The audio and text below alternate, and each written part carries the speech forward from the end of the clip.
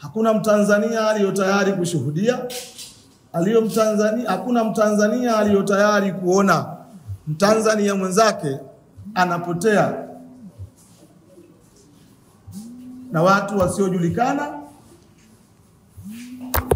au kwa hila za kisiasa.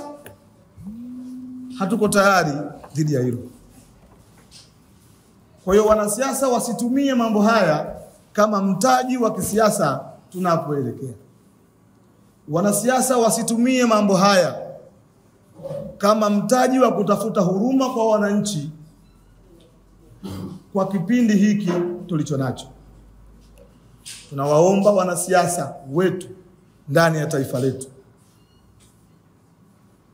tumieni kazi mlizozifanya kwa wananchi wetu kuwa kama kielelezo cha nyinyi kurudi katika nafasi mlizo nazo. Msitumie uchonganishi kwa wananchi kama sehemu ya kujipatia uhalali wa kurudi katika nafasi mlizo nazo. Sote tunaamini utekaji, upoteaji kwa wananchi katika taifa letu la Tanzania, na tunakubaliana si jambo jema na zuri kwa ustawi wa taifa letu. Nimeshangaa sana kuona Askofu Josephat Gwajima